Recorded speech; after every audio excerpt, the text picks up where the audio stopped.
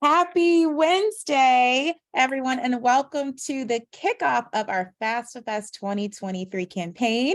My name is Ms. Tucker, and I am proud to serve as our district staff specialist of post-secondary advising and go through some really cool content with you in our Moving On Up How to Plan for Post-Secondary Success presentation. And this is for grades 6 through 12. So if you're a sixth grader in middle school, 7th, 8th, all the way through high school, this information will be for you.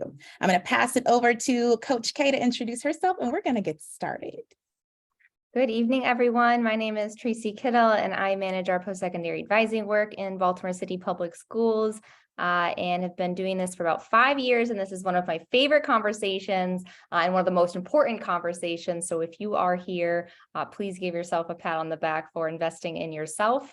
And we hope that by the end of this, you see that the investment will definitely pay off. So thanks for joining us. Absolutely. And we'll go through the agenda. You'll have a chance to meet more cool people on the way. So this is what our evening is going to look like. The first half of our conversation is going to be geared more towards middle school students, those grades 6 through 8. So we're going to talk a little bit about goals. We're going to talk about some terminology or vocabulary that you might hear when you hear your counselors and advisors talking about college options for you. And you're really going to talk about what those things mean. And then we're going to get into the nitty-gritty of what moving on up means for middle schoolers. After that, we're going to get into the nitty-gritty of high school. So if you're 9th, 10th, 11th, or 12th grade, we're going to talk about what college planning and post-secondary success looks like for you, and what information that you can have to be successful in that transitional process, and folks that you can talk to.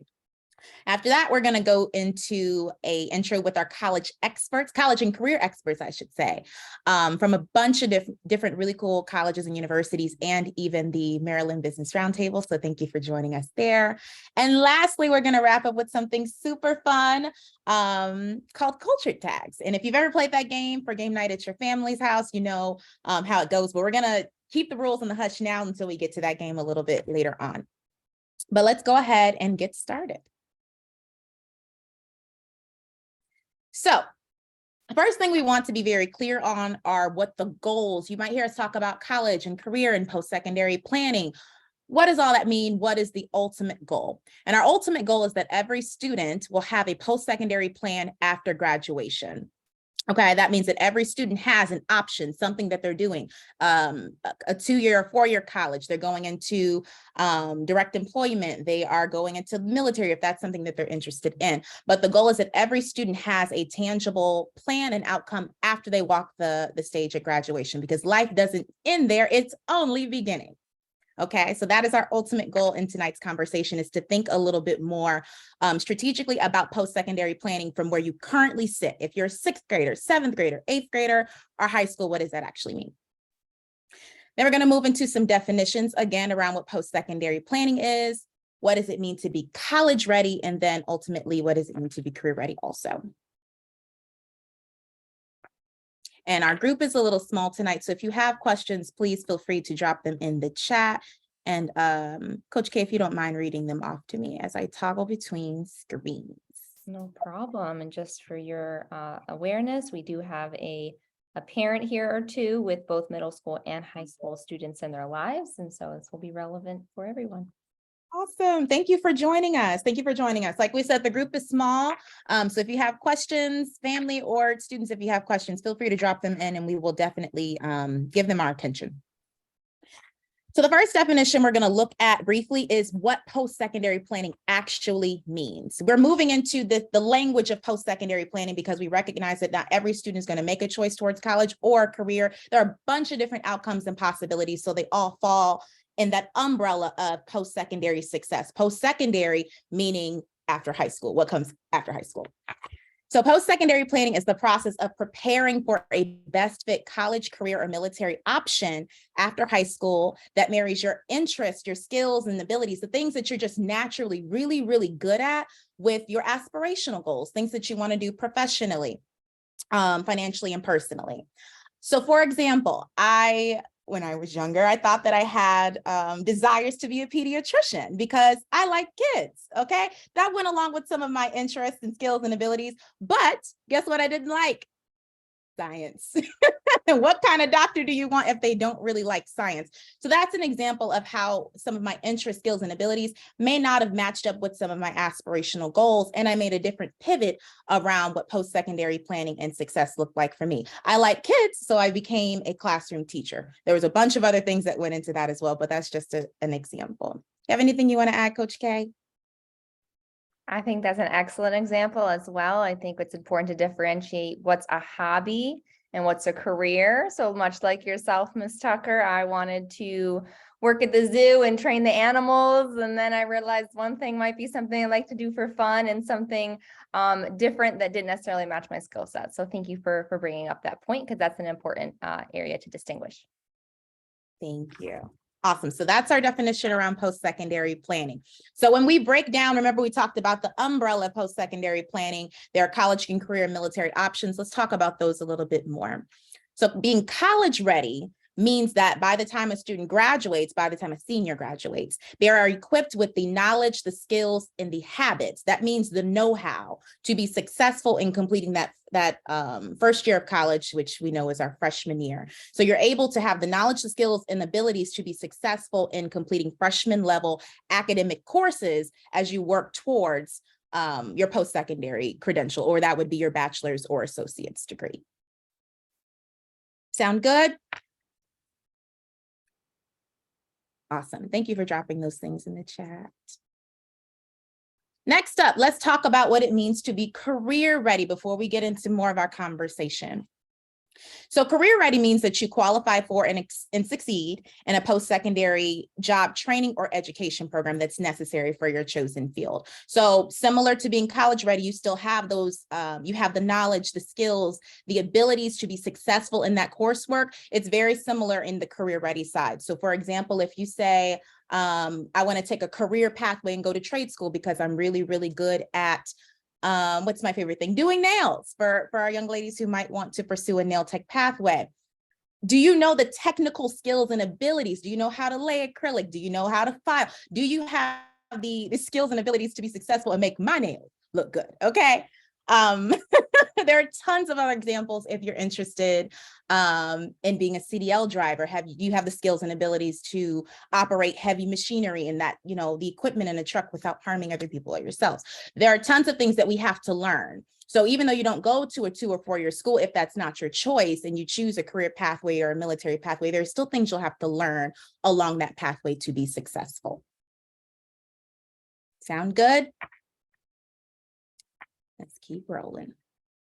So now we're going to get into post-secondary planning for middle school. So if you are a student in grades 6 through 8 or a parent, this information will be for you. We're going to talk about the what, the why, and the how of post-secondary preparation in middle school. So the what are my options from where I currently sit?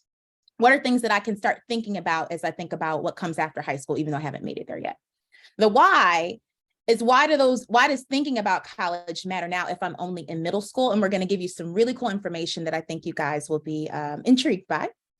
And then lastly, we're going to talk about the how of how do I begin preparing for college today? And I don't know if you guys are like I am, but I am a very practical person sometimes. Sometimes you get a lot of information, but you're like, okay, Ms. Tucker, what do I do with it? So we're going to talk about tangible things that you can actually do starting today, or maybe tomorrow, because it's the evening, starting tomorrow when you go to school. So the what? These are all of your options after high school. We break them down in different pathways, again, between college, career, and military options. But even in each of those pathways and options, there are a ton of other experiences. So for example, under the college pathway, there are 4-year schools, 2-year schools, and career education programs. 4-year schools are your colleges and universities, traditional colleges and universities, where you'll learn from a chosen program, and we call that a major. So a major is a field of study that you will take specialized courses in. So for example, if I go into one of our beloved partners, Coppin State University, where Ms. Harris is, and I choose to obtain a major in psychology, I'm going to begin to take courses mostly by your junior and senior year that are specifically about psychology one-on-one, cognitive behavior. And some of those first 2 years will be more general courses. So your 4-year degree is a degree at a college or university where you choose a program of study or a major, and you walk away with a bachelor's degree. Another example is Morgan State University or Johns Hopkins University. We have tons of really great people on here I have to shout out. A 2-year degree is a degree that's completed at a community college where you also will take a chosen program of study. It could be nursing, it could be, they have CDL programs also at some community colleges also, and you'll walk away from that 2-year degree and program of study with an associate's degree or a certification, mostly after, again, 2 years' time. An example of that would be Baltimore City Community College. And then there are career training programs that teach you skills and skills that are necessary to obtain a certification or a license. And sometimes those programs fall into college because they are at 2-year institutions. For example, Baltimore City Community College has a bunch of 2-year or career education programs that many students qualify for around. I think they have an HVAC program, they have a CDL program, they have a nursing program. So there are tons of career education experiences that you could obtain there as well. And oftentimes they're quicker than that 4-year pathway. Then there is this career setup. There are apprenticeships and there is direct employment. So if you've never heard of an apprenticeship is where you can get paid basically for learning something new. So it's paid, a paid training program with a mentor or somebody who is very skilled, highly skilled in what it is that they're teaching you. And it also leads to a certification or a license. I'll give you another example. There's actually a young woman who I met who did my nails, who was going through an apprentice training program. The program, I believe, was 8 weeks, and she had a mentor who owned the nail salon who would show her meticulously, this is how you lay acrylic, this is how you sanitize products, this is how you ring a customer up in the register. And she was able to learn different aspects of her skill and her trade, and also the business at large to be successful. And at the end of that course, she earned her licensure as a nail technician. Another example is the Associated Builders and Contractors organization, if you're interested in things like construction. There are so many different types of apprenticeships, so it's really great if you do the research and find one that fits your interests. Then again, there's direct employment. So that's just beginning a job directly after high school. And you hope that you get a nice job that comes with really cool benefits and a pathway to management. And we're going to talk about that a little bit later too, because we talk about, especially at the high school level, I have a job, I work here, I work there, but you want to question, or we want to think even more deeply about the types of jobs that we're currently at and the ones that we're eligible for in the future. Does this job at McDonald's or at Amazon or at Panda Express offer us mobilization to the next level? You know, how good can it get? All right. And then last but not least, our military pathways. So of course, we know military pathways go into the Army and the Navy and the Coast Guard and things like that. And you're also eligible for benefits while mobilizing again through the ranks in an honorable career. So this is the what. What are all of our options after high school? And it's a lot. Okay, there definitely is a lot, but the choices are very fruitful. Have anything to add, Coach K? I'm completely sold. I think you did a great job with that. I think the focus for middle school is the big message to send is that the more research that they do, the more exploration that they do by trying all the things they don't like first, the habits that they build and going to school on time and handing in their homework, of things like that, that's going to lead them to have more options when they get to high school and when they leave. So building those good habits and making those informed decisions by kind of trying these new things in the younger grades is actually going to lead them to just be able to choose from more options when they're older. And so that's kind of the focus for our young people. Thanks, Ms. Tucker. Thank you. Thank you. All right, let's go to I'm glad you mentioned habits because we're going to talk about that a little bit. So let's get into the why. Why does thinking about college now matter if I'm only in middle school? Ms. Tucker, I'm a 6th grader. I just got here and I'm trying to figure out the lay of the land. We want to really dig deep again in the why, because we know that when we build those habits, it's the motivation that keeps us going. I mean, it's the habits that keep us going and the motivation that gets us started, as the quote says. But there's actually this framework, and I won't get into it because it's a lot. You can see all the options, but there's this framework called Habits of Mind. And it's really about using habits and choices and managing the way that we kind of move about our lives to be successful in our whatever our chosen field of whatever we do is. So for example, are you a persistent person on your job, in your coursework, when it comes to an organization, leadership, things like that? Do you strive for accuracy in getting things right? Or do you just turn in your homework and say, oh, out of my hands now, and come back with a less than stellar grade? Are you a creative and imaginative and innovative person that's ready to take risks and try something new? Are you open to continuous learning, or do you stop when someone says, oh, that's enough of our lesson for today? Are you inquisitive and curious? These are the types of habits and behaviors that will support you in your not only your college and career journey, but even your high school journey. As we navigate that world for the first time, you're going to have lots of different classes, lots of different teachers, and just lots of different things to navigate for the first time. So it's really helpful to think about the habits that you are building now that will aid you in being successful in the goals that you're trying to accomplish in the future. Sounds good? Ms. Tucker, you always provide the best examples. And I just want to add that, again, back to options, we want all of our students in Baltimore City to be able to live choice-filled lives and be able to make choices for themselves, be able to live their best life on vacation while they get paid for it. Like, those are the kind of jobs and careers and college experiences we're trying to set our students up with. And so when you actually look over time, our students in middle school who have these academic habits and have these behaviors are the people who 5 years later get promoted first, are the people who end up in leadership positions.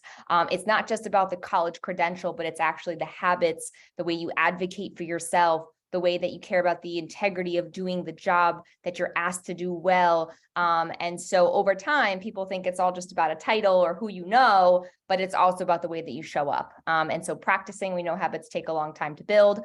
That is one of our biggest recommendations for our young people today. Awesome.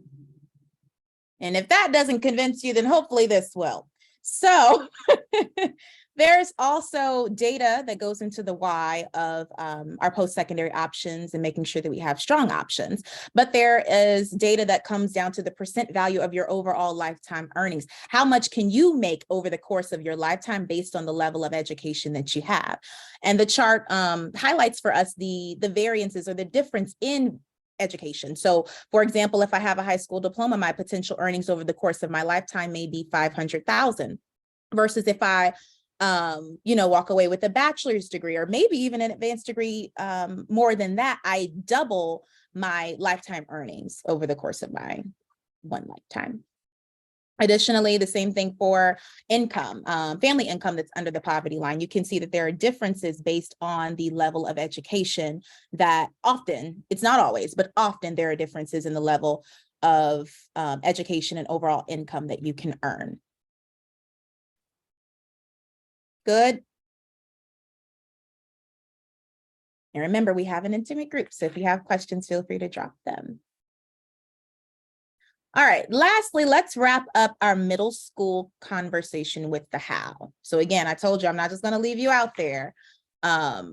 We break down this, we have this framework within the district called Explore, Apply, Persist.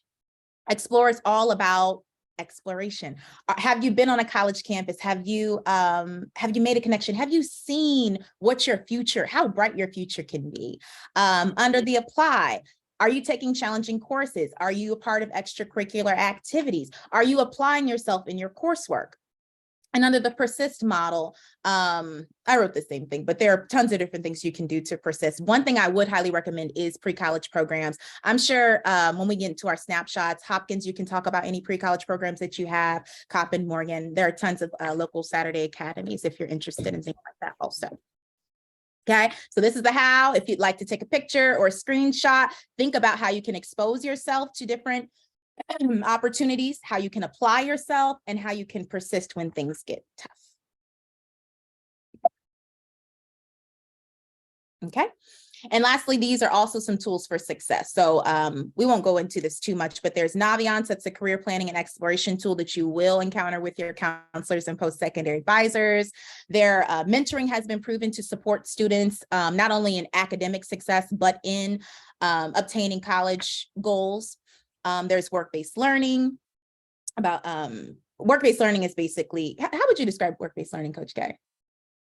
Work-based learning is kind of like the apprenticeship model that you were speaking about, but it's essentially where some schools will give you an opportunity to leave school early if you have all your credits and things to graduate on time to go have an experiential learning experience. And so, Carrie, you're welcome to touch on that when I know you speak and come into sharing your information as well. For those of you who I know, we think we have one person here that's from the county. You guys might use Naviance, you might not. You have Avid. I know that the county is a big Avid school system. And so talking about mentoring and talking about UVisit, please ask these questions. If you see something on the screen and you don't know what that is, ask somebody at your school, a school counselor, an Avid teacher, somebody, and they can make sure that you still get access to these tools here. Awesome, thank you. All right. So like I told you guys, I used to be a classroom teacher. So my number one priority is making sure that you understand. So if you are a student or even a parent, one of our checkpoints is, when does planning for college or career options actually begin? Is it sixth grade? Is it eighth grade? Or is it senior year? Drop those in the chat for us.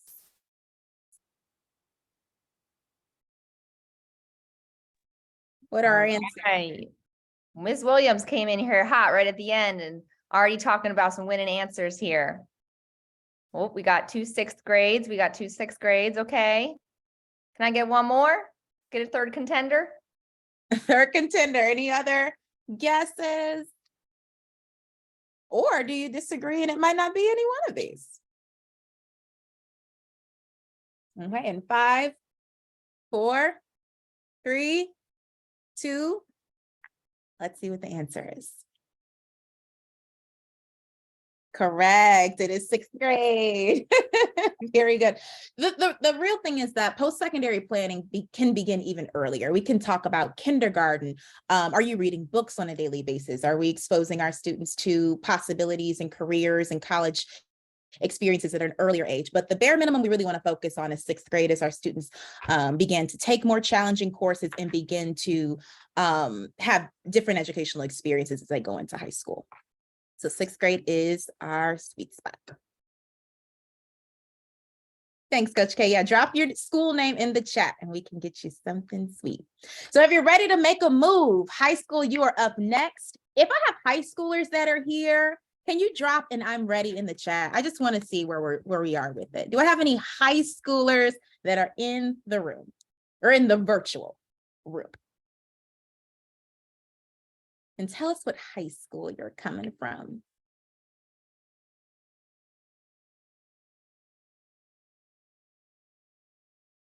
We might have to get them. Mr. Leeper's already looking for those nights. You can't let them down. Yeah, we're down. They got to be on here somewhere. All right, they'll join us, but let's talk about post-secondary planning for high school, grades 9 through 12. Again, we're going with that same framework of the what, the why, and the how of preparing for post-secondary success at the high school level. So these are the questions we're asking ourselves. What are our options after high school? Why does post-secondary planning matter? And then last but not least, how, again, do we begin preparing for college today? Oh, Miss Harris says she's looking for some Western doves. All right, again, we're gonna come back to this chart because it's very important, but we know what our options are. So again, our 4-year options, a 4-year degree is a bachelor's degree that you obtain from a college or university where you choose a what? A major, okay? 2-year colleges are mostly community colleges or junior colleges where you will take a program of study, similarly at Baltimore City Community College, Community College of Baltimore County, Howard County Community College. There are tons of options, and we have our friends that are here that can talk with you guys a little bit more about those options. You'll see that there's a icon that looks like a chain kind of linked together. You might be wondering what that means. If you are not academically in a place where you can enter a four-year college, or I probably should have said that differently, but if you are going into a two-year college and you're really hoping, oh, Ms. Tucker, I really want to go to Morgan. Oh, I really want to go to Howard. Oh, I really want to go to UMD. And we may have a little bit more academic refinement to our GPA or whatever it might be to do. There are transitional programs at two-year colleges and universities where you take your 2 years, your first 2 years of study there at the community college, and then you transfer over into larger schools, into your Morgans, into your Coppins, into your, all of those big schools, into your Hopkins. And again, our college partners can talk to you a little bit about those transitional opportunities as well. But I did want to make you aware of the connection between 2 and 4 year schools. Anything to add on that? I think you explained that well. I do think that we can talk about at a later time, anytime you guys are creating a college list, you have a dream school in mind. When Ms. Tucker is talking about being academically ready, and I see some, we have I believe a parent or maybe a student from Thomas Jefferson Elementary Middle. So we have some Dunbar High School, Mount Royal Middle. This is amazing.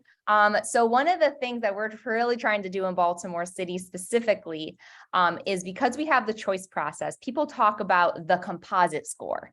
And we really want to move away from the composite score as telling a young person what they're worth and what they're capable of, but instead empower them to say, to get into Poly or City or Dunbar or Western, you have to go to school 90% of the time, because that's what that school expects, right? In order to get into an application school, you have to have done your homework, 95% of the time, because to be successful there at Poly and City, that's what it takes. And so when Ms. Tucker was talking about being academically ready, what she means is that for students who maybe Hopkins is their dream school, right? Or Harvard is their dream school, or College Park is their dream school, whether or not you get in or whether you're deemed academically ready is based on your transcript being a receipt for how often you go to school, how hard do you work in school, how often do you ask teachers for help. And so when, again, we're talking about options, the reason we offer this presentation, and one of the reasons we talk about this conversation, is because we find our young people don't always look at their transcript or know how the decisions they make in middle school and high school impact the opportunities they have until they're in 12th grade. And so we wanted to have this conversation with you guys earlier around just the different pathways and then the choices you can make now with your child or as a parent to make sure that those options are available when they do get to 12th grade. Thanks, Ms. Tucker. Absolutely. Thank you for adding that. So those are 2 and 4 year schools, career education. Similar, there's shorter training programs. And when we say shorter, career education programs could be anywhere from 6 months to a year, sometimes more or less, depending on what the program is. And then there are apprenticeship programs, which are, again, paid training programs with a mentor that helps you, who walks you through the process of how to be successful in this trade or skill, and it leads to an actual certification or a license, paper that says you know how to do this thing, okay? And then last but not least, we have our employment options, again, those direct to work options. And I want to really make sure that we highlight and emphasize how important it is to think about the future in your employment opportunities. It's not just enough to go and work at McDonald's, if that's what you choose to do, or work at Shake Shack, which is my fave, and be the cashier forever. What's the next step after being the cashier? It's being the team lead. After being the team lead, being the assistant manager. You want to think about how we can use our steps or stepping stones to be even more successful and to meet the ultimate goal, and to also earn a high living wage. Okay. And last but not least, there's military options. So if you're interested in defending the nation in an honorable career, earning tons of benefits, including, better veteran benefits and base pay, the military might be a good option for you. All right. So that's our what. Take a good view of these options, take a picture or a screenshot. Let's get into the why. So again, middle school, we showed you some of the earnings some of the earnings. So we know that there are variances in income, again, based on how much education that you might typically have between high school, some college, into those associate and bachelor's degree and an advanced degree. It can sometimes double, triple, depend, but we also want to keep in mind student loans. We'll talk about that a little bit later in regards to our earnings and how that maps out. But there are also other benefits when we think about health insurance through employment. This might also be very important for our students who are thinking about entering the workforce directly. Think about those benefits. Do you have health insurance to help with health issues? Do you have a doctor? Do you have things that will support you living a long and healthy life, not just one where you make a lot of money in the moment? How are you setting up your life to be healthy and successful for a long-term progress? And last but not least, there's this retirement chart or graphic that really highlights income or retirement income over the course of time. If you have a high school diploma, your retirement income might look a little lower versus if you have an associate's or bachelor's degree. Again, it kind of goes hand in hand with those lifetime earnings. There's a correlation there. Ms. Tucker, if I might just add here, I think this is a really great illustration for any of our parents on this call who we have a lot of future entrepreneurs in Baltimore. We are very intentional about wanting to build Black wealth in Baltimore. We have a lot of students who really like TikTok and Minecraft in Baltimore.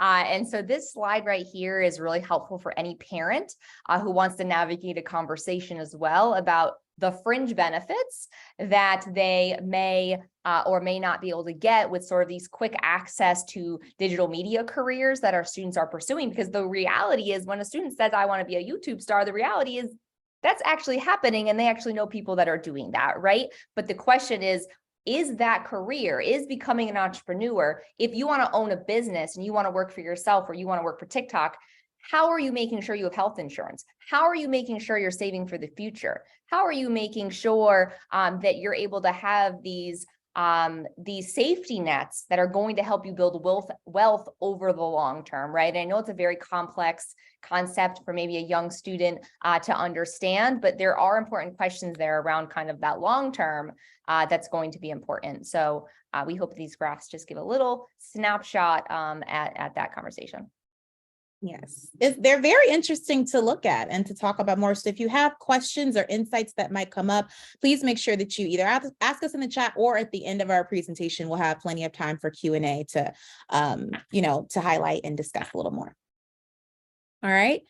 Last but not least, for high school, let's talk about the how. So remember, we talked about that explore, apply, persist framework, but what does that mean for you? Again, under the exploring of it all, what are you doing to explore your options after high school? Are you going on college tours? If you can't go on a college tour, are you on colleges' websites learning more about them, going through UVisit? How are you expanding your knowledge of what's available to you and what might be the best fit for you after high school?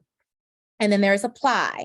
Have you actually applied to a post-secondary pathway after high school? Meaning, have you submitted an application that they have on file for you? Not have you thought about it, wrote it down on a notepad, put it in a Google Doc, or even talked to your mom about it. Have you actually taken the action to apply for a pathway? And last but not least, persisting. What is your plan or even your support network for accomplishing your intended goal? Okay.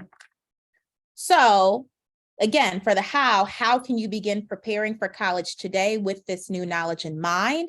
For high school, for 9th grade and 10th grade, you might want to look into some college tour options. Plenty of schools are doing routine college tours, so you want to make sure that you're on that list and that you meet the qualifications to attend.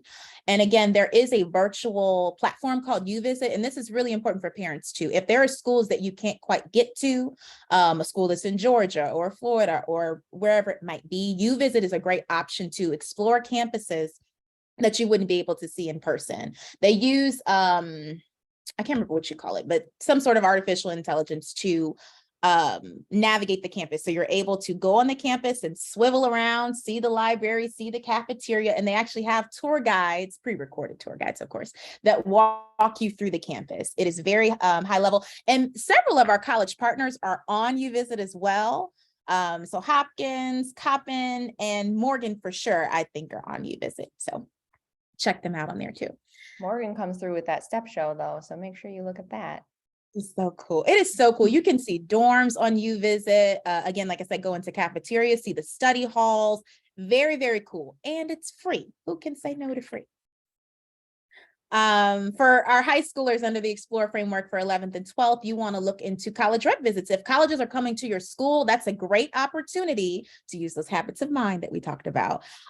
Take a risk, go to a tour, ask questions about the college. And it doesn't always have to be a college that you want to go to. I was going to name a college, but I don't want to make it seem like it's a college anybody wouldn't want to go to. But say there's a college that's coming to your school and you know, I don't want to go to West Virginia. You can still use that opportunity to ask questions that are related to other schools. You know, what kind of majors can I think about? What can I ask admissions questions around GPA? They're equipped with the information to give you the answers that you need to be successful, even if that's not the institution that you want to choose. Make sense? Okay. And then again, for 12th grade, you really want to get into the nitty-gritty of your college list and assessing which ones are the best fit. And in other presentations, we talked about what fit means, but essentially fit is making sure that you feel comfortable and that you belong in that school in a plethora of ways. Socially, do you fit in? Financially, is this a good fit for you? Academically, are you, being challenged and receiving the types of learning experiences that you are after? So those are the things you want to think about under Explore. Under Apply, again, are you applying yourself? Are you a part of extracurricular activities? Are you going the extra mile and joining pre-college programs? Programs like Merit or Urban League has plenty of pre-college and after-school programs. For our 11th and 12th graders, do you have that college list that's devised? You want to start with at least 5 options. And for seniors, you want to apply to at least those 5 options.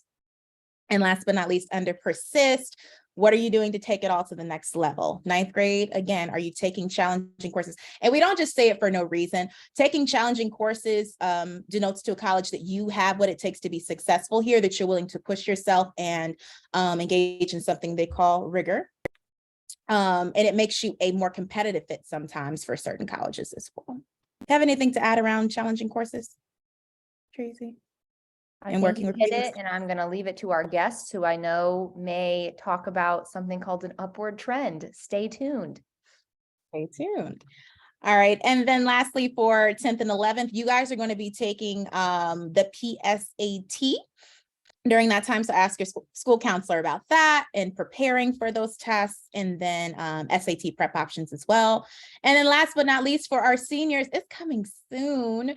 You guys will celebrate during decision day, and you will submit your enrollment deposit to confirm your place at that particular school, at your respective school. Okay, so this is the how. Take a good picture, screenshot, send it to your friend if they couldn't make it tonight, so that you have a roadmap on things that you can actually do today to prepare for college or career options. All right. And here is a QR code that will take you to the City Schools College and Career page. It's complete with far more information than I can offer you in this one presentation. It comes with college and career checklists, resource guides that you guys can follow, tons of videos around the nitty-gritty, choosing a major, tons of resources. So scan that QR code and it'll take you there. And our high school checkpoint, true or false? I only need a post-secondary plan if I plan to go to college after high school. Is that true or false? Dunbar, I want to hear from you. Is that true or false? I only need a post-secondary plan if I plan to go to college after high school.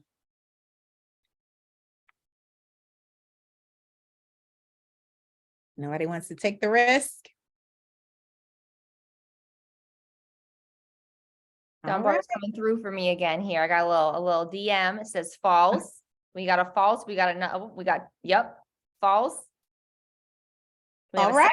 For that. Okay, we got 2 falses. Okay, let's see if you're right. False. Correct. Okay. So again, we need a post-secondary plan regardless. That goes back to our initial slide on our goals. The goal is that every student Every student should have a post-secondary plan to be successful after high school, graduating from Baltimore City Public Schools.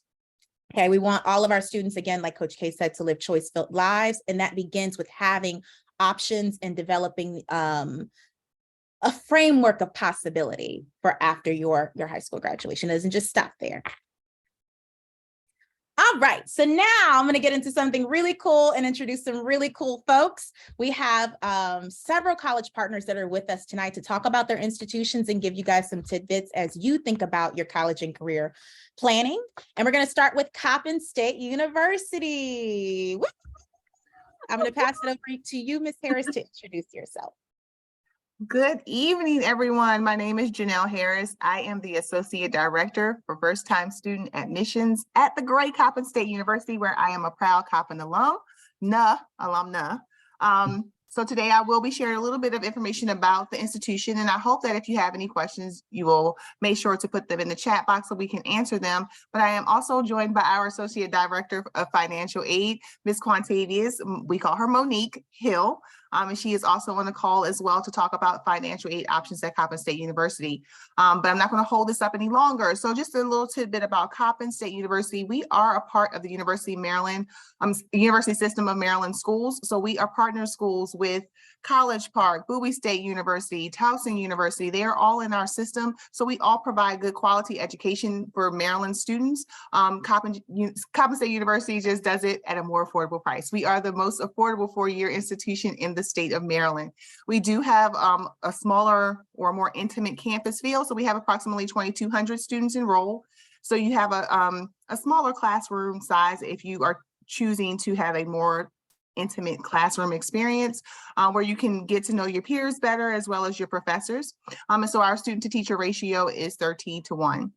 Our admissions requirements right now, we are looking for students with a 2.5 GPA or better.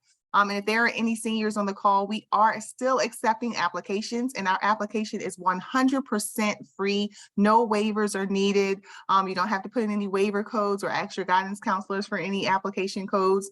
Our application is 100% free, and the link is on the PowerPoint presentation slide. But we are looking for students with a 2.5 or better GPA. Students who have between a 2.0 GPA and 2.4 GPA, still submit your transcripts and applications. We do have a summer bridge program that we may be able to offer you admission into. Transcripts are required with your senior year courses added to that transcript, or you can send them separately, but we do want to see what you are currently enrolled in, what courses you're currently enrolled in for your senior year. And we are test optional. So SAT and ACT scores are not required for admission. You do not have to submit an essay. However, students who have below that 2.5 GPA, I do recommend that you try to submit an essay that explains what may have happened over the duration of your 9th through 11th grade years, so that we can kind of get a better idea of who we are looking at. We don't want to just look at a piece of paper and make a decision. We really want to get to know the student. And you can also try to schedule an appointment with me as well by just contacting me via email, and my email address is on the screen, as well as my Instagram. So you can also DM me. You can DM me and I do answer back. I don't follow back, but I do answer back. And recommendation letters are also optional as well. And like I mentioned, we have the most affordable we are the most affordable four-year institution in the state of Maryland. And a lot of people are actually surprised by our tuition and fee rates. And so I'm going to turn this portion of the presentation over to Ms. Monique Hill so that she can kind of go over what that tuition and fee range looks like and what that financial aid package may look like for a student that may be interested in attending Coppin State University and saving some money. No loan cancellations.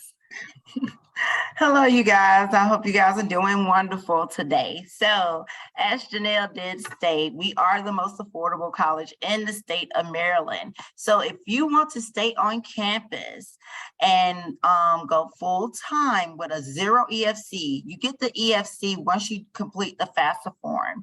And I'm thinking we're going to talk about that a little bit later. That's the estimated family contribution. With a 0 EFC, you will only have to pay out of pocket $62.55 at that rate. And that's pretty decent compared to other colleges. And this is including subsidized and the unsub loan. Okay. And if you're staying off campus, if you stay in the area and you're just attending the school full time with full Pell Grant, just Pell Grant alone is only $9 remaining. So the bulk of your cost is coming from room and board if you choose to stay on campus and have that experience. But we are very affordable. We do offer other grants and scholarships to our students as well to assist them with covering the difference in their tuition costs. So please keep that in mind. But yes, again, we are the most affordable school in the state of Maryland. And our wonderful, wonderful president has ensured that we have additional scholarship funding to offer to students. So students with a 2.75 or better, that starts the scholarship consideration process for Coppin State University. And this is for transfer and high school senior students. So if you're graduating from high school and you want to attend a community college and then transfer in later, you do have the option of still obtaining scholarships through Coppin State University as a transfer student.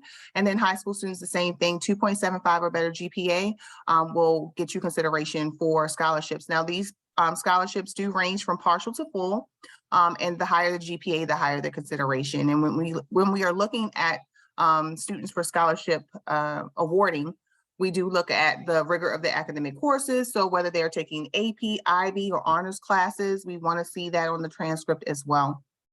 And a little fun fact about Coppin State University is that we are the only HBCU, and HBCU stands for Historically Black College and University, solely named after a Black woman. So Fannie Jackson Coppin is our namesake.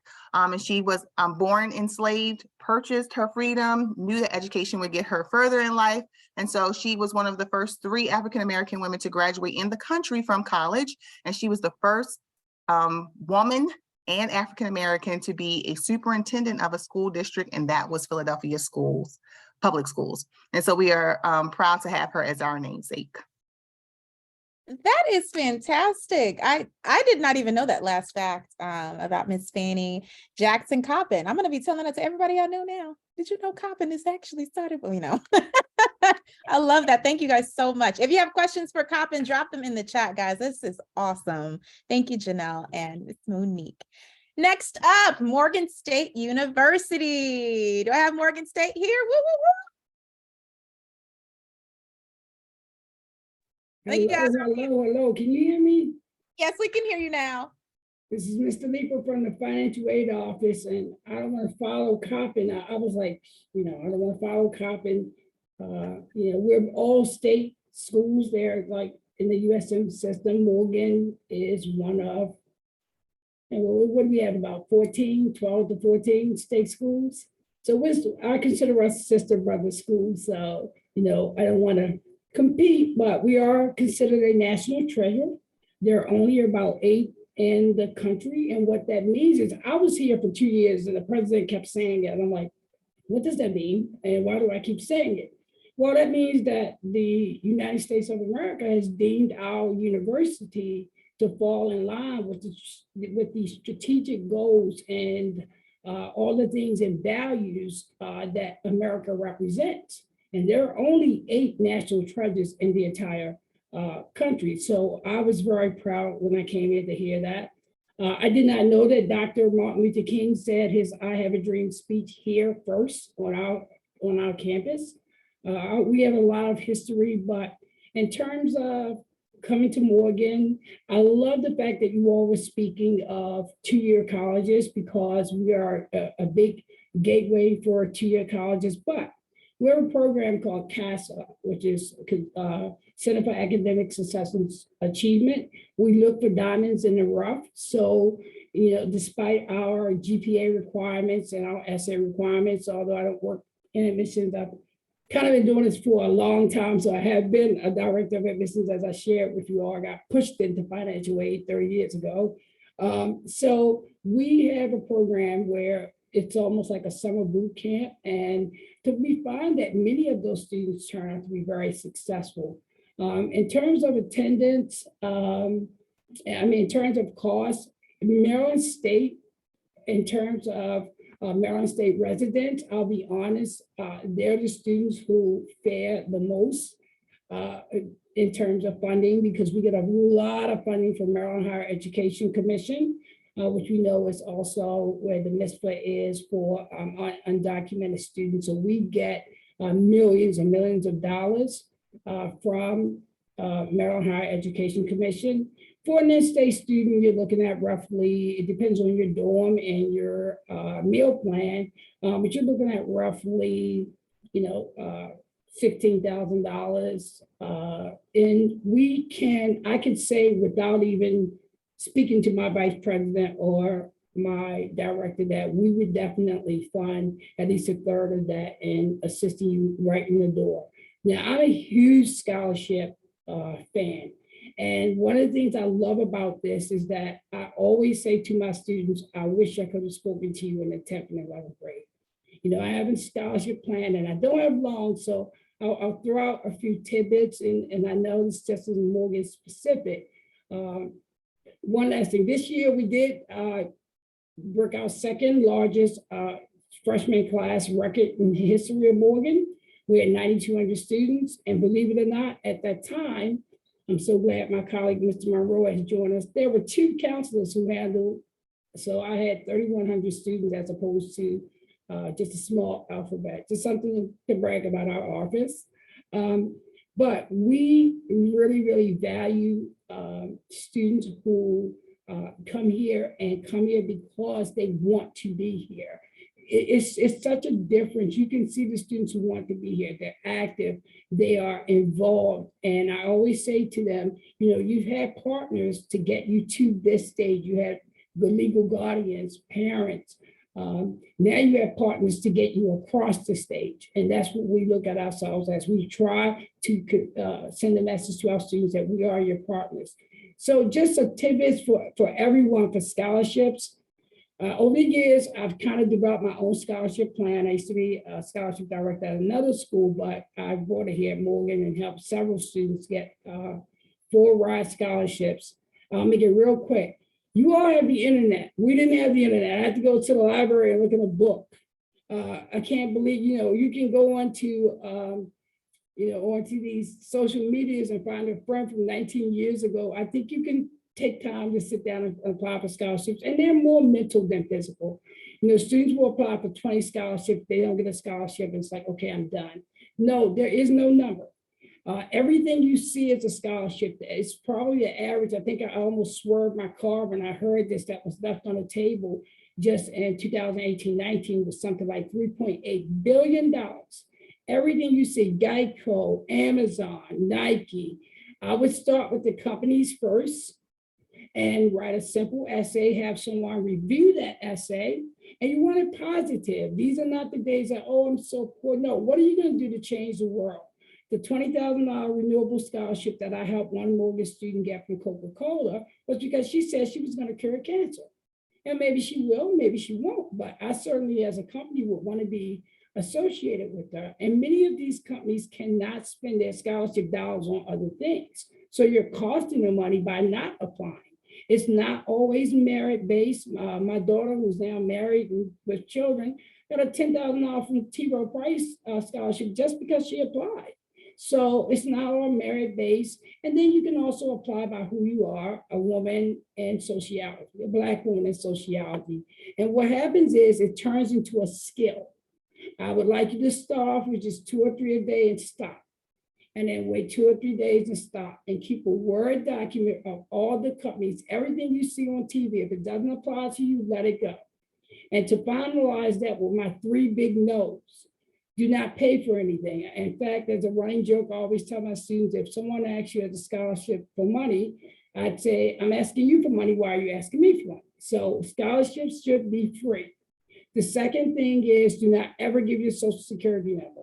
You will see scholarships for students with green hair, the second child in the family. My son received a scholarship for being left-handed, and you'll start to discover these scholarships out there, but never give your social security number. The final thing is scholarships do not go in your bank account. So if someone asks you for your bank account, that is a scam. Usually they will send something to either someone like myself or our enrollment office to verify that you're a student.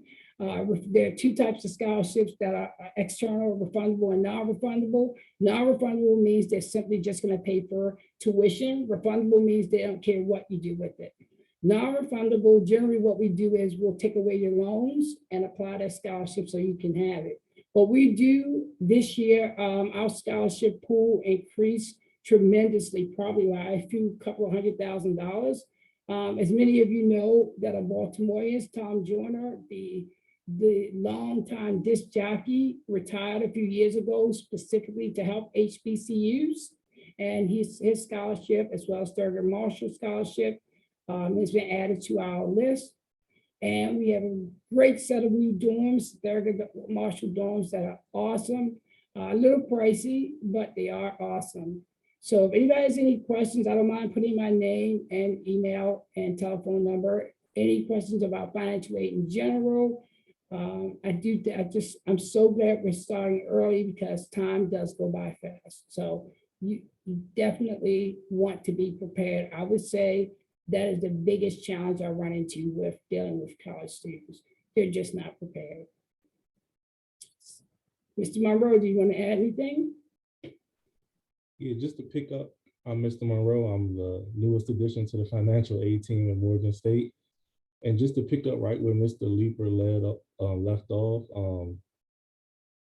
the reason we're here, like you said earlier, is to get you across that stage. We're that final bridge and that gap. And I'm big on experiences. So I just have to say, I've been here, today marks my second week here, and everyone has provided that mentorship, that community feel. Like I could go on, read you everything on the screen right now, but I'm here to tell you, like, living experience that when you come to Morgan State, you're instantly family. Everyone is here to help you achieve your goal. Thank you for that. Oh, Mother Morgan.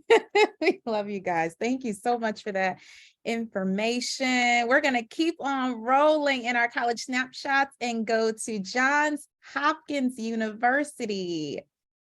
Excellent. Hi, y'all. My name is Pam. I am one of the financial aid advisors at Hopkins, and I'm joined by my colleague, Courtney. And as you can see, we all love our jobs. We love working with students, and we love helping make college dreams come true. And as you've noticed, we're not salespeople. We love our institutions. We love the colleges and universities that we work at, but our main goal is helping you learn more about all colleges and universities so you can find the place that's right for you. So just as Mr. Leeper was giving you some information about, in general, how to apply for different scholarships, we're here tonight to showcase our universities, but also to give you some advice that's going to be helpful to you regardless of which college you might be looking at, and also whether or not college is in the cards for you. So as Ms. Darker talked about earlier, there are different types of colleges, and Johns Hopkins University, we're a little bit unique in the list of schools that are here tonight because we're a private institution. We're a private college. And if you're new to learning about this, you might not know the difference between public and private colleges, but it tends to be how we're funded. So universities and colleges that are sponsored by the state, your state tax dollars, go towards helping keep those universities and colleges running. Private colleges like Johns Hopkins, we're funded primarily by our alumni and different donors that had a great experience when they were a student there and give back to the university. There are lots of different colleges all across the United States. And so part of what you may want to do when you're thinking about if college is in your future is trying to help figure out what are some of the things that help me narrow down from the several thousand colleges that are available here in the United States to help me pick out the ones that I want to apply to. And so I wanted, over in the bottom right-hand corner, there's 4 questions that I want to kind of pose to you to help you think about whether or not schools might be appealing to you. And the first one is size. And one of the reasons I bring that up is because, as you've seen on the different slides, we'll tell you how many students we have. And that's an important thing to keep in mind. As you're going to middle school and high school right now, you want to get a sense of, do you like a big school? school, or do you want a smaller school? Are you looking forward to seeing the same classmates in your classes year after year after year, seeing the same teachers? Or do you maybe like it when you get to hear from new voices and meet different people every year when you're taking classes? Do you like a situation where, you have lots of people to interact with, or are you looking for a more intimate environment? Hopkins is a university, and universities, as you may know, have both undergraduate, as was talked about, the bachelor's degree, as well as graduate programs when you're going on beyond the bachelor's degree and specializing in a subject area. And so while the university itself is really huge, 23,000 students, the undergraduate population, which would be most of the students that you would be taking classes with when you're working on your bachelor's degree, is only about 5,000 students. So as you're doing your research and trying to figure out which colleges might be right for you, look at the size and help figure out whether or not a big school or a small school is going to be in your domain. I think one of the things to keep in mind is that smaller schools, again, you may get to know folks and kind of see the same faces year after year, semester after semester. Larger schools sometimes have more resources. A good way to kind of think about this too is I am not an athlete. I am a big fan of sports though, and I think a lot of times students look at colleges, and maybe if you have a favorite sport, maybe you're into March Madness, maybe you're into, college football, and you've seen some different colleges and universities playing games on the TV. You want to think about, do I want to attend a school that is going to have lots and lots of different sports teams, or do I want to go to a school that maybe is a little bit smaller but gives me the opportunity to maybe play not on the national level, but to have a club sport or a club team that I can get involved in? At Hopkins, we've got a lot of the Division I sports that you might see on the television. We're never in the March Madness Final Four for basketball, but we do pretty well in lacrosse.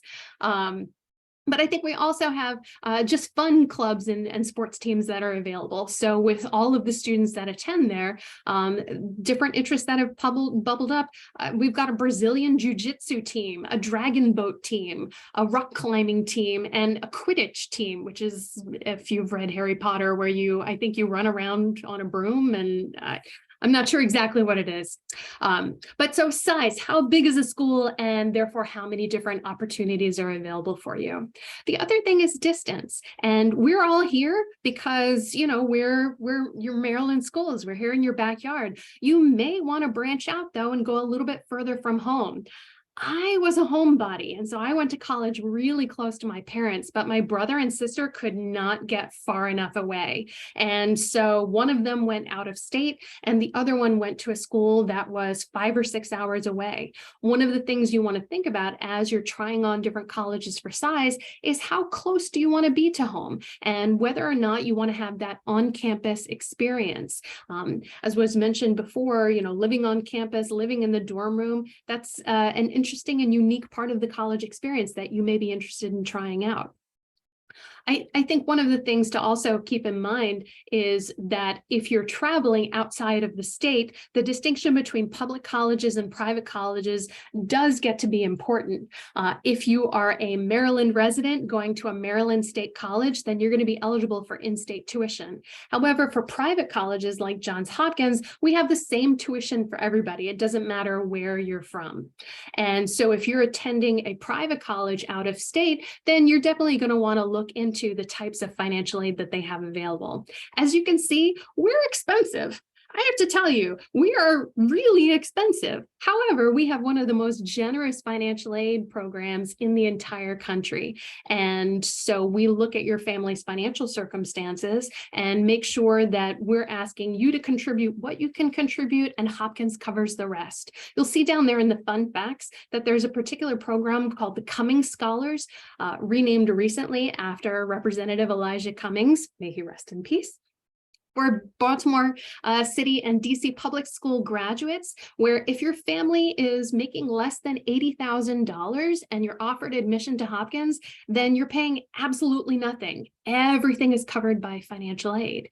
Now, we do have students where everything is covered by financial aid who are not part of the Cummings Scholars Program too. Again, we look at what's going on with your family's financial circumstances and award financial aid based on how much your family needs to cover those expenses. So how far away, in-state, out-of-state, public, private, these are all things to keep in mind. I will say that Hopkins, we have 10 different campuses. Most of them are located in and around Baltimore, but we actually also have a campus in DC. We have a campus in Italy, and we have a campus in China. So as you're looking to try and figure out where you might want to go, understanding that colleges and universities may have lots of opportunities for you, not only to explore their main campus, but to go abroad. And most of us have study abroad programs too, where you can either take a semester or a year to learn at another institution and immerse yourself in another culture. And then academics, what do you want to learn more about? What subjects are you interested in? I think this is one of the things that as you're looking at different colleges and universities, most of us have a list of majors. And at Hopkins, we've got about 50 different subjects that you can choose from to major in. You want to think about things as you're trying to figure out what you want to study in college that are not necessarily just tied to what job you want to do, but what are the types of things you enjoy learning? Building those good habits, as Ms. Kittle and Ms. Tucker have talked about earlier, of learning more, exploring new ideas. Maybe you really like puzzles. Maybe you really like taking things apart and putting them back together. Then you might be interested in going into engineering or going into computer science. Maybe you want to make things faster or more powerful. You may want to look at a school like Hopkins that is very research oriented. We were the first research university in the country, and a huge percentage of our undergraduates are having some research opportunity before they end up graduating in a laboratory, working with a professor, usually someone who's at the top of their field. And you have the ability to create new knowledge and to ask big questions and to keep learning not only what's happened before, but to help explore new frontiers. I also think that I was a theater major, and so what you end up majoring in doesn't necessarily dictate what you do for a living. I now, as a financial aid advisor, look at tax returns all day long and do a lot of mathematical equations and try to give away as much of Hopkins money as I can. And so I think the things that you end up studying in college are the things that bring you joy, that bring you a sense of fulfillment, but you're not limited to that being your only job. The last piece I think is important. Oh, and I wanted to say, keep taking math, just keep taking math, keep taking math. I am so grateful to all of my teachers. I hated math. I really did. I liked my math teachers, but I hated math. And I'm so grateful that they kept encouraging me to taking those classes because math is part of everything, especially in our technologically advancing world. The jobs of tomorrow, we can't even think about, when I was your age, I didn't even know that half of this stuff, I had a computer. I did. I'm not that old, but it was nothing like we have today. And so really giving yourself the opportunity to have a strong foundation in math and science courses that help you understand how technology works. Just keep taking those classes because they're going to give you more opportunities later, especially for a school like Hopkins, which I will admit, we're a very selective college. Only, students that are doing exceptionally well in the classroom are going to be offered a chance to enroll at Hopkins. As you see, our average GPA is 3.9. We're looking for students who have developed those strong study habits, are taking the challenging courses, are doing their homework, are showing up to class, and are really exploring themselves and pushing themselves to learn as much as possible, because that's the trajectory that you would be on taking classes at Hopkins. last piece I'll say is paying for college. This is something that all of the different colleges and universities, we all have financial aid. We all have people on the other end of this process that want to help you through this. There are forms that we need you to fill out in order to help qualify you for the different financial aid that's available from the federal government, from the state government, and from the university itself. And so, this is something that when you're applying for admission, you're going to be applying for financial aid at the same time. The more research you can do on the front end, learning about the different kinds of financial aid and what kind of paperwork you might be asked to contribute, as well as we all have online estimators on our website where you can plug in some numbers about your family's financial circumstances, and we give you a sneak preview as to what kind of financial aid you might qualify for. Even if you're in 6th grade right now, you can sit down with your parents and plug in those numbers and say, hey, mom, dad, this is what we might be asked to pay for college. So doing that kind of legwork to understand what's available, as was mentioned earlier, there's a lot of money, a lot of folks who want to help you pay for college, a lot of colleges that we want to make this easy and accessible for you to attend, and we don't want it to be a huge burden for you. There are people on the other end of this process that are here to help, and really glad to be here with you tonight. Courtney, is there anything that you would like to throw in about Johns Hopkins that would be useful to our audience tonight? You did an awesome job, Pam. The only thing I would add is that we invite you to visit campus. See if it's somewhere you can picture yourself. Another thing I really advocate from the admissions office is, I know there are a lot of students who are high achieving who want to go to Harvard, Yale, Princeton, Stanford. And if you are thinking that you may want to go to one of those selective universities far away, come to Johns Hopkins. We're a selective university in your backyard, and we'll show you around, and you can see if that type of environment is someplace you see yourself, and save yourself a trip across the country or further north. So hopefully we'll see you all on campus soon. Thank you, JHU. All right, so we're going to keep on moving. We have 2 more presenters, and then we have something nice and special and fun for you guys. We want to make sure we have enough time. So we're going to switch over to Mi Futuro Education. Mr. Gustavo Minaya. Hopefully I got that right. Thank you. Yes, can you all hear me? Yes. Muy buenas tardes, amigos de Baltimore City. Yo soy Gustavo Minaya. Yo nací en Perú. Y vine a los Estados Unidos cuando yo tuve 6 años, pero yo vine por el medio de cruzando la frontera de Perú a Salvador, de México y después la frontera, y después llegué aquí a la ciudad de Baltimore. Y pues gracias a Dios estoy aquí, no me pasó nada a mí y mi mamá, y entonces más adelante yo tuve la oportunidad de comenzar a estudiar en las escuelas de Baltimore City. Yo atendí Barclay Elementary School y después me transferí al condado de Baltimore County. Terminé, pero durante mi experiencia en las escuelas, yo no era un estudiante que tenía buenas notas. Yo era un estudiante que tenía notas de C. Y después, cuando llegué al último año de la secundaria, de high school, era mi turno para aplicar para las universidades, y yo apliqué para como 5 universidades, y de las 5, 4 me negaron ingreso por mis notas.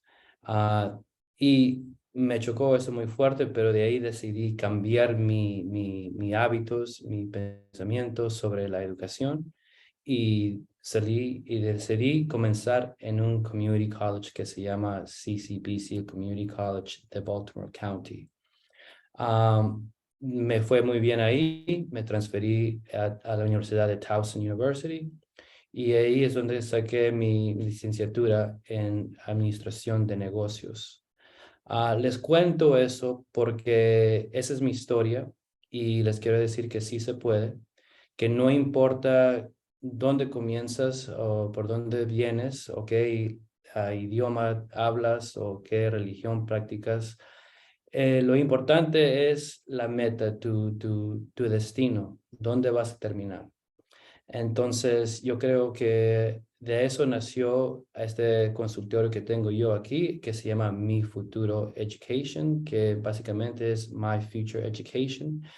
Yo hablo con todos los estudiantes, sean americanos, sean hispanos, sean africanos, sea de cualquier país, y les ayudo a ahorrar dinero.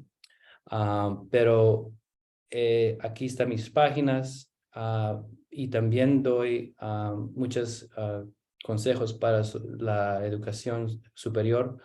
Yo he trabajado en las universidades por más de 17 años y tengo mucha experiencia y me gustaría saber si ustedes necesitan más ayuda para ingresar y también ahorrar dinero para sus estudios. Muchas gracias. Thank you all very much. That's a little taste of how it feels sometimes to be like a Spanish-speaking parent in a English-speaking world. And we have to keep that in mind when we make programs. So I want to speak for the folks that don't have sometimes a voice. And I hope that this gets out there. And you know, what my message is, you know, it's not how you start, it's how you finish. I know many students from Baltimore City have gone through a lot, are going through a lot, and that is why we are here, because we believe in all of you. So thank you. Awesome. Gracias por la información. Thank you very much. Awesome. Last but not least, we're going to switch over to our career snapshot. One of our only career representatives for tonight, but we have tons more. But tonight, this one is really, really important. The Maryland Business Roundtable. Miss Carrie Pannone, are you here with us? Yes, thank you for having me. My name is Carrie Pannone. I'm the State Program Manager for Maryland Business Roundtable for Education. We are the only roundtable in the entire country who solely focuses on education. And I'm happy to be here with you to just tell you a little bit about our organization, who has been in business, nonprofit business in Baltimore for over 30 years. And we are focused on helping students achieve and be successful, and helping every student have a future and every business have a success. We are literally a catalyst connecting education partners with businesses, and we have many members, including some that are on here, higher education partners who are on here this evening that are members of the Maryland Business Roundtable, such as Johns Hopkins University, as well as Johns Hopkins, the medical side of things, and other companies like Northrop Grumman, Battelle, just to name a few. And we use those connections to help bring volunteer speakers into the classroom. So one of the most important things I'd like to share tonight is tell your school to contact us for support. We bring in speakers, professional trained careers professionals to come into the classroom through our Speakers Bureau network, and they will help students make those important connections between their classroom learning and their future options. And one of our programs, specifically Maryland Scholars, speaks about what is important for students to do right now in middle school and high school, and how they can prepare for their future, no matter what their path is. And if they are thinking about going into, whether they're thinking about going into college or a career directly, we provide lots of information and resources to help them with those important steps along the way. And one of those is, and I want to just pop it in the chat, is our magazine, which is called The Way to Be Magazine. And I also put our website, because in addition to the magazine, which has tons of college and career readiness resources and information to help you with your future, to be successful in not only school right now, but college, career, life in general. We partner with Baltimore City Public Schools to help students, especially in those work-based learning classrooms, like Ms. Tucker was talking about earlier. We help them with their resume and interview skills to prepare for opportunities to get hired by some of the companies in the Baltimore DC area to that participate with the Baltimore City Public Schools internship programs through the work-based learning. And we're getting ready to prep those students for those interviews that are coming up. And specifically, if I could just share my screen just for a second, I'd like to, let's see here if I can do this.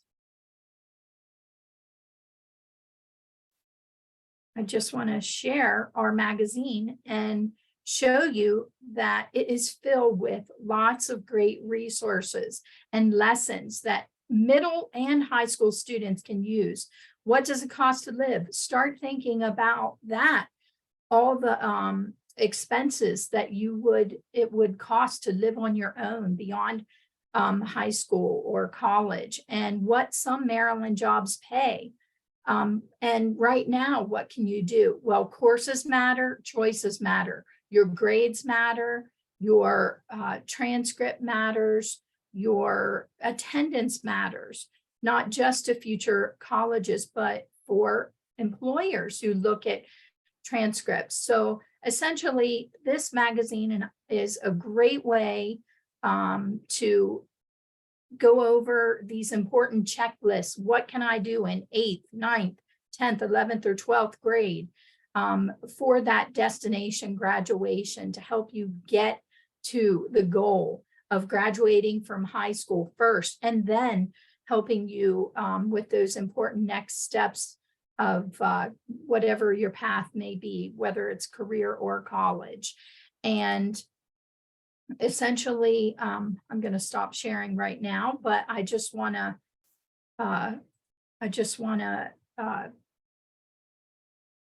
hopefully let everyone know that we are a resource that you can ask for your school to have speakers come and to share about share their expertise, what's their journey.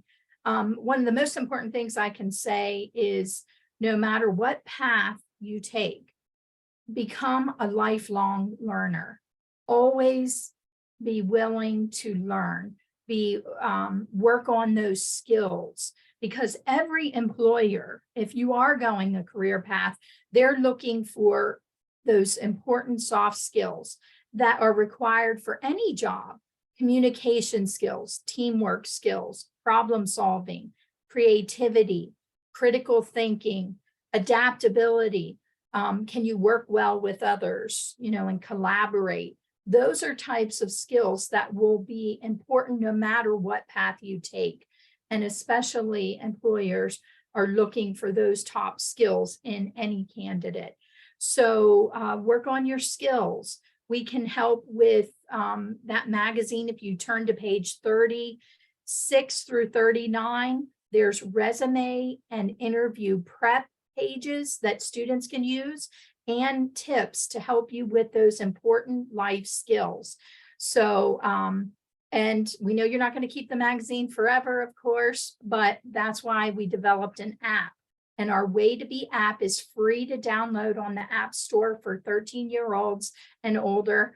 And everything in the magazine is also in the app for your college and career readiness to prep you for a very successful future. So if there's anything I can do to help, please reach out to me and check out our website, follow us on social, and remember, most importantly, tell your school to contact us for support, and we will send our volunteers to your classrooms to learn more. Awesome. Thank you, Ms. Fanoni, for that amazing information and for sharing about the Way to Be app as well. I wish there was an app for college going when I was in school. We weren't technologically advanced yet. I was still working with my razor.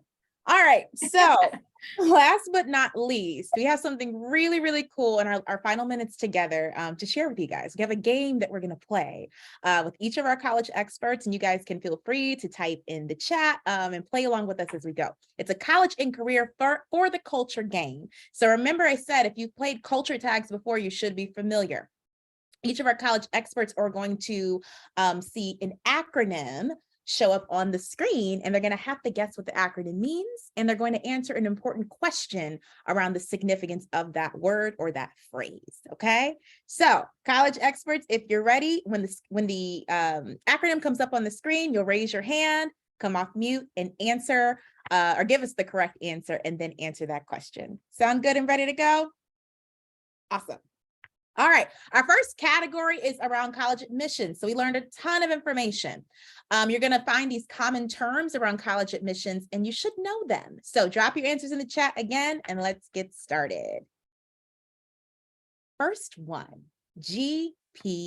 You can tell us what GPA stands for. All right, Courtney, hit it. All right, so I'm Courtney from Johns Hopkins, and GPA is grade point average. See if she's correct. Yes, she is. Ms. Jelf, why does my GPA, or what does my GPA say about my academic habits? So your GPA is pretty much just an accumulation, like a numerical version of how you have been doing in high school. So for colleges, we're going to see your GPA from just high school. So in middle school, it's a really good opportunity to build good habits. But by the time you get to the point where you're applying to college, really what it is going to show is that like kind of how are you standing apart? So how are you on average doing in all of your classes? And I think that kind of matching the theme of the night, the stronger your GPA is, really the more options that you're going to have in terms of colleges or opportunities that you can apply to. And then the other thing I would say is just that when we think about your GPA, seeing an upward trend, so seeing your grades get better over time, really looks good to us. Now, that doesn't mean that you should purposefully do poorly in the beginning so that you can bring it up. What it means is that if your GPA isn't perfect, that is okay, but we'd rather see you slowly get stronger. Awesome. Thank you for that answer, Ms. Del. That was perfect. All right, next up, AP. Who can take the risk and tell us what AP stands for? Feel free to come off mute. I'll throw in advanced placement. And advanced placement courses are available at a lot of different high schools. You sometimes may have dual enrollment courses or international baccalaureate courses or advanced placement courses or honors courses or college ready courses. The basic thing is that these are classes that are going to really push you to learn a little bit more independently, not just memorize facts and spit them back to the teacher, but helping you develop those skills about asking good questions, which is what you're going to do in the college classroom. So learning what other people did, but also putting your own spin on it and bringing your thoughts and your ideas into it. Awesome. You guys are on a roll. Thanks, Ms. Mason. Okay, last one, HBCU. What does HBCU stand for? Historical Black College University. All right, tell us a little more, Mr. Leeper. What makes HBCUs different from other four-year universities? So in 1964, when the Civil Rights Act passed, Lyndon B. Johnson was the president at that time. And allegedly, minorities were supposed to have the same rights to go to college as other persons. So what the predominantly white institutions did was raise their tuition really high. And in those days, we didn't have Oprah Winfrey's. We didn't have LeBron James, who had a $90 million contract with Nike before 18, before he ever stepped on a court. I had a complaint with Wells Fargo and found out the vice president was a Black man. My grandmother used to tell me that being a garbage man as a minority was considered a great job because there were benefits. So we started to make our own colleges. And although I give Lyndon B. Johnson a lot of credit for creating the Higher Education Amendment Act, which is financial aid, essentially, he went to Congress and said, they're trying to get around my Civil Rights Act. And I give him a lot of credit for creating that, but we still wanted our own colleges. And so what happened is a bunch of people got together. Morgan's story is there were two priests in the west side of Baltimore who wanted to purchase this area in Cold Spring Lane, but they wouldn't give them a mortgage because they were minorities. So Thurgood Marshall said, I tell you what, it was $100,000. You come up with $50,000 and I'll give you $50,000. And that's how Morgan got started. So, our HBCUs, it's a place where not just Black people, but people who, it is primarily people of color, but it's a place that makes you feel where you see people are like yourself, a community. And we see it all the time. I'm always dancing while they're playing, they're stepping outside in the unity. There were a bunch of young ladies outside arguing the other day. And the one young man stepped in front of them and said, this is not what we do. The reason we're here is because we are here to pull each other up. So I don't understand what's going on. Now, I don't know what the argument was about, but I had never seen that kind of maturity in a young person. And I've worked probably for about, colleges in my life. So I really think that HBUs are special because there was a need for them and there always will be. So that's just my take. So. Thank you, Mr. Leeper. I do want to give some voice to Coppin State University, which is one of our other historically Black colleges and universities that are on the call, but they're also one of our partners in Baltimore for this work and very valuable and important to us. So I just wanted to give voice to Coppin around the question of what makes HBCUs different and special and wonderful. So I would just add that, well, I think that Mr. Leeper actually covered everything, but I just want to add that it definitely gives a safe space for African Americans, but it also allows for diversity of other ethnicities to be a part of the higher learning process as well. So even though these institutions were founded to support African Americans in their growth in education, we're not limited in who we allow to, be a part of the HBCU family. So we have a lot of diversity on our campus from all across the country, all across the world. And so when you come on an HBCU campus, you won't just see a whole lot of African-American faces, you'll see faces from all over the world. And we help to make sure that diversity is a part of the higher education sphere. So I think that a lot of times people get it confused that HBCUs only have Black students, but that is not true. And if you ever visit one, definitely come and visit Coppin State University so you can see that diversity. As well as Morgan State University. I'm about to be a proud alumna of Morgan State University too. So you can definitely see that diversity. You can definitely see that diversity across the campuses at any HBCU that you may visit or attend. I love it. Thank you. And Ms. Harris and Mr. Leeper, and I'm sure Mr. Morrell will tell you that you wear that HBCU pride on your back and on your chest. Everywhere you go, everyone you meet, it's always a special part of you as another HBCU alum as well. Thank you guys for that. We're going to move to our next category as we wrap up, which is Money Talks. This is all about financial aid terms that you're going to encounter. So again, drop those questions in the chat. And if our financial aid folks can help us chime in. The first one is FAFSA. Who can come off mute and tell us what the FAFSA is all about? FAFSA is the free application for federal student aid. Awesome, Mr. Leeper. And very quickly, why should I complete the FAFSA? Should I complete the FAFSA if I don't plan on going to college? Yes, you should. You spoke about proprietary schools, and some of them that are nationally accredited are able to get money from the federal government. And you never know, young people change their mind like the wind.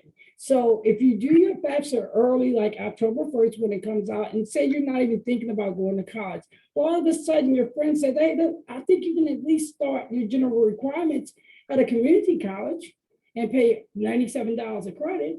And so now you've already done your FAFSA, and all you have to do is add the school you want. I like to add, remember that first word free. There are a lot of, there's actually a company that replicate the FAFSA. And for years, when they first went online, they were charging people $100 and something to do that FAFSA. So please remember that the FAFSA is free application for federal student aid. And there is only one website now, thank God, studentaid.gov. Studentaid.gov. We've got it. Thank you so much. Next one, CSS profile. This is the College Scholarship Services Profile. It's another online financial aid form that a lot of private colleges will ask for. And you may be wondering, if I do the FAFSA, why do I have to do the CSS profile too? The schools like Hopkins that ask for it, we ask for that additional form simply so that we can give you more money. The FAFSA asks for some general information about your family's financial circumstances, and it's a little bit like a treasure hunt. It's going to ask you questions like, what's your adjusted gross income? And nobody knows that off the top of their head, but then it's going to tell you, go to your tax form, look at line 32, put that number here. The CSS profile does the same thing, but it asks a few more questions. It asks if there are any special circumstances, if there has been a job loss, or if there are medical bills that your family hasn't been able to pay because they weren't covered by insurance. So it goes into a little bit more detail and oftentimes allows colleges to give you even more financial aid. And so if the college that you're applying to is asking you to fill out the FAFSA and the CSS profile, or asking you to submit a copy of the tax returns, don't think that we're trying to do it to make it hard on you. We just want to get all the information that we can because we want to give you every single dollar possible. Yes, ma'am. Thank you, Ms. Mason, for contextualizing the CSS profile. Many of us haven't heard of it or encountering it for the first time. Thank you. Last financial aid is the MFSA. Mr. Manai, can you talk to us about the MFSA? Yes, thank you. So the MISPA is an application that allows eligible undocumented students, dreamers, the opportunity to receive financial aid from the state of Maryland. And this MISPA application opened up in 2019. And before 2019, students who were undocumented did not have not one chance to apply for Maryland financial aid. But thanks to all the folks that voted for this to pass, it is now legislation, and we are actively awarding students through the MISPA, and it's used for private and public universities. And also to go along with that, I know it's not here, but MDA, the Maryland Dream Act, is the other opportunity for undocumented students to save money. So how I say it is the Dream Act allows students to save money, and the MISPA gives you money. That's a good way to put it. And I'm going to leave the link for the MISPA, if anybody's interested, on the chat. Awesome. Thank you, Mr. Manaya. Talking about the MISPA. Last but not least, our last category is life design. So at the beginning of this presentation, we talked about our goal. Let me hear it. Okay, nice virtually, very good. Every student will have a post-secondary plan. Every student, not just the smart kids, not just kids with lower, high GPA, low GPA, whatever it might be. Every student has a post-secondary plan that they can access to live their best life. Okay, so these terms are life design terms, and you can drop your answers in the chat. First one is ELL. Anybody can take ELL.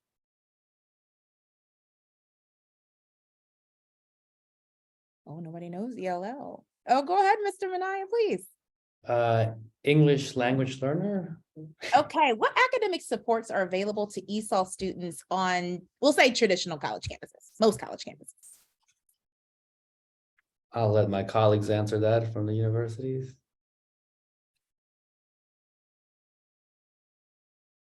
Or Take a small piece. You mean English as a second language? Yeah, students who might struggle academically with language, as students on Absolutely. any college campus, what supports might be most helpful for them, Mr. So, Leeper? On Morgan State? generally speaking, in most colleges, sometimes they're connected with either the tutoring center, or they may be connected with, and this is not to be demeaning, but they may be connected with disability support services simply because there's an extra support needed, and it can be its own. Morgan here, we have our own actual English as a second language department that falls under EMAS, which is what enrollment management and support services. Nice. I didn't even know that. Thank you very much, Mr. Leeper. Anyone else want to chime in? We'll keep moving. Okay. IEP. Ms. Pannoni, you want to take IEP? Sure. This is an individualized education program, stands for IEP. And who might help me with post-secondary planning after high school if I have an IEP or a disability?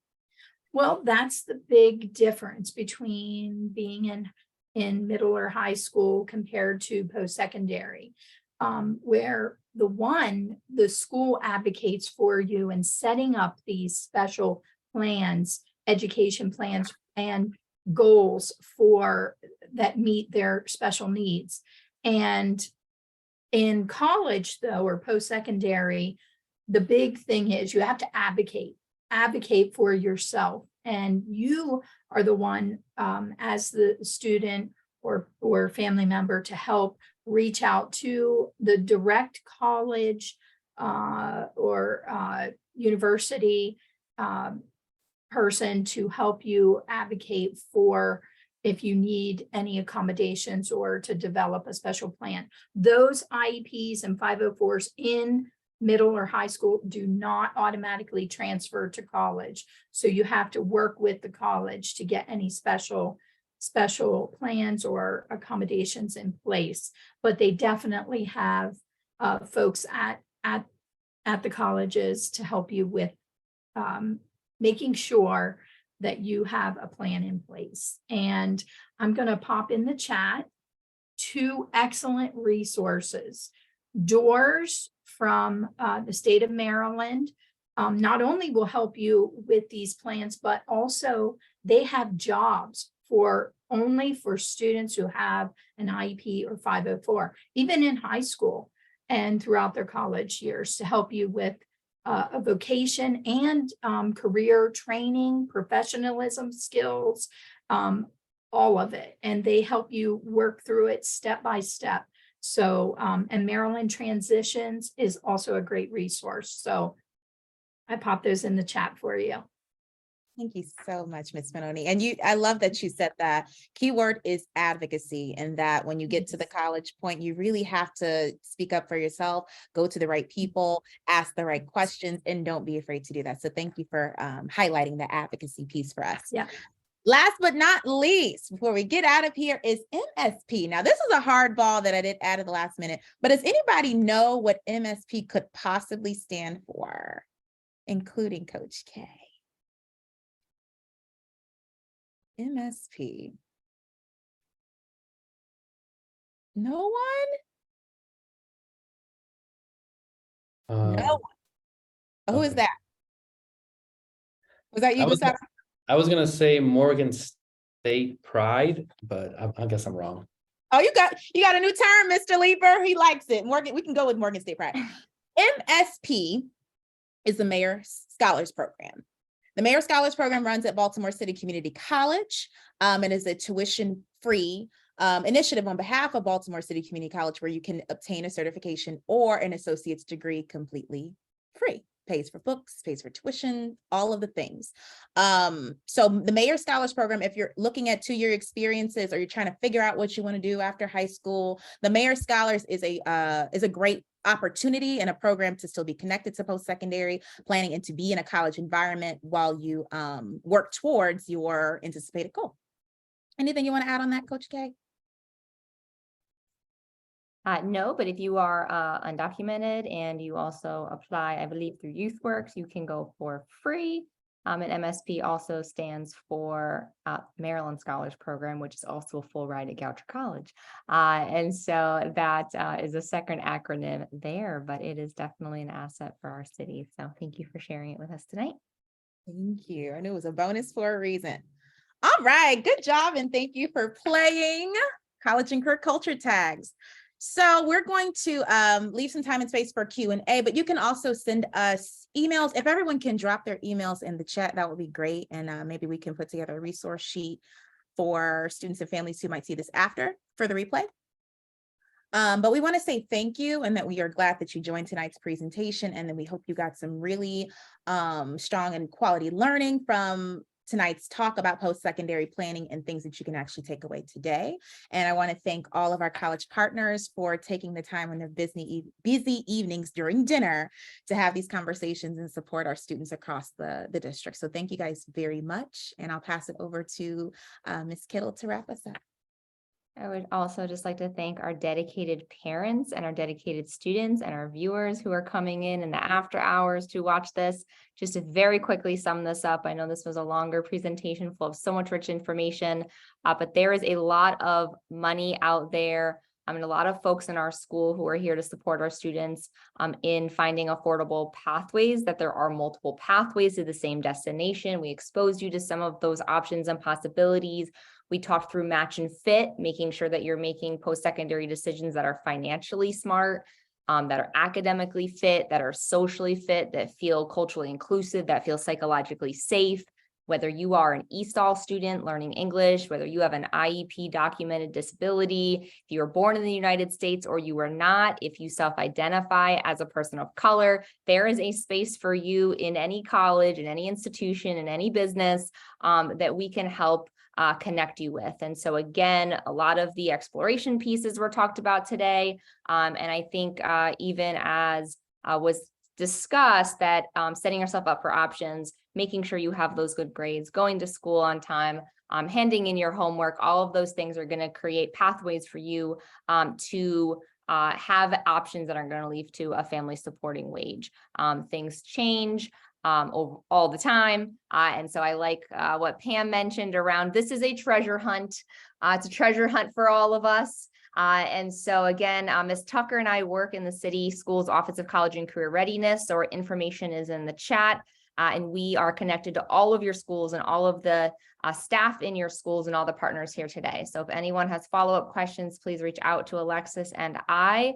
And we are happy to connect you and get you started with that post-secondary planning. And thank you to our partners for being here.